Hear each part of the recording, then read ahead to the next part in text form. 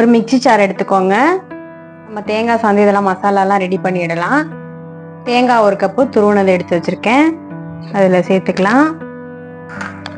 அடுத்தது பூண்டு 4-5 பல் எடுத்து வச்சிருக்கேன். இஞ்சி 1 துண்டு, மிளகு 1/4 ஸ்பூன்,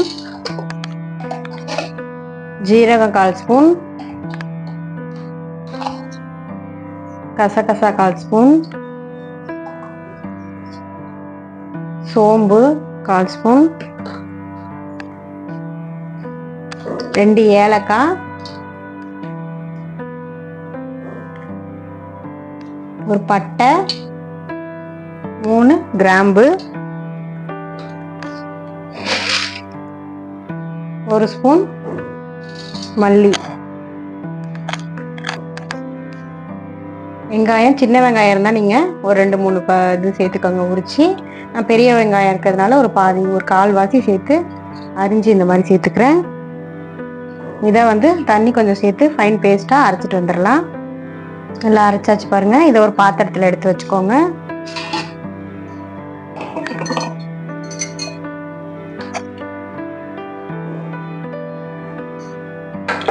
ஸ்டவ் ஆன் பண்ணி ஒரு கடாய் வச்சிருக்கேன்.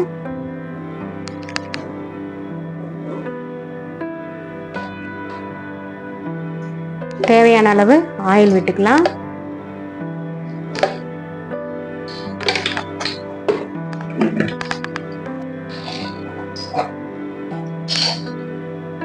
ஜீரகம் 1/4 ஸ்பூன்,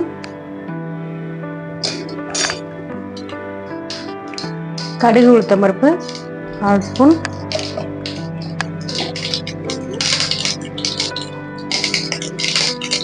பொரிஞ்சதுக்கப்புறம் ஒரு பச்சை மிளகாய் கீறிட்டு சேர்த்துருக்கேன், கருவேப்பிலை கொஞ்சம். அடுத்தது பல்லாரி வெங்காயம் 2 வெங்காயம் பொடி பொடியாக கட் பண்ணி வச்சுருந்தேன், அதையும் இதில் சேர்த்துக்கலாம். சேர்த்து நல்லா வதக்கி விட்டுக்கோங்க. வெங்காயம் வதங்கிறதுக்காக கொஞ்சமாக உப்பு சேர்த்துக்கலாம், சால்ட் உப்பு.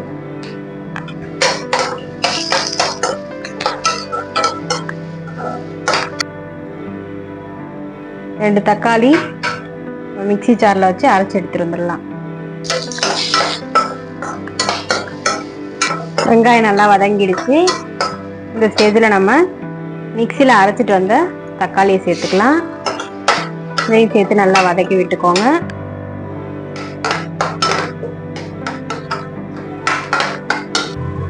ரெண்டு முருங்கைக்காய் இந்த மாதிரி மீடியம் சைஸில் கட் பண்ணி தண்ணியில் சேர்த்துருக்கேன்.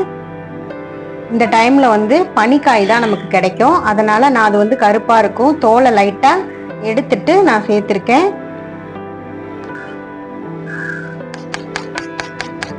ஒரு கொதி தக்காளி ஒரு கொதி வந்ததுக்கப்புறம் முருங்கைக்காயை சேர்த்துக்கலாம்.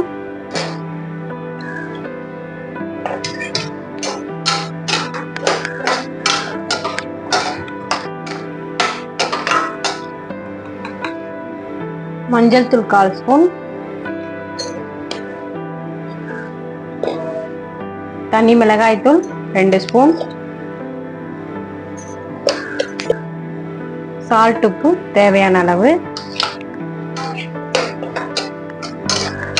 சேர்த்து நல்லா கிளறி விட்டு கொஞ்சம் வேக விட்டுக்கோங்க. ஒரு பிஞ்ச் அளவு புளி ஊற வச்சிருந்தேன், அந்த புளியை கரைச்சிட்டு இந்த தண்ணி சேர்த்துக்கலாம். சேர்த்து நல்லா கிண்டி விட்டுருங்க.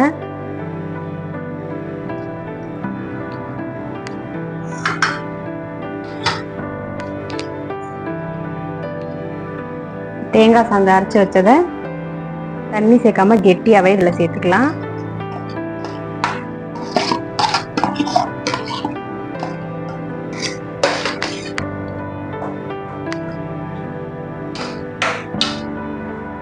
சேர்த்து நல்லா கிளறி கிண்டி விட்டு ஒரு 10 நிமிஷத்துக்கு மூடி வச்சிருங்க.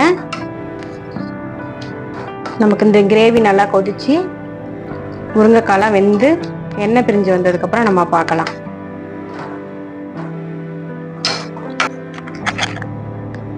கொஞ்சமாக தண்ணி சேர்த்து இந்த மாதிரி நல்லா கிளறி விட்டுக்கோங்க. கொஞ்சம் நேரம் கொதிக்க விடுங்க.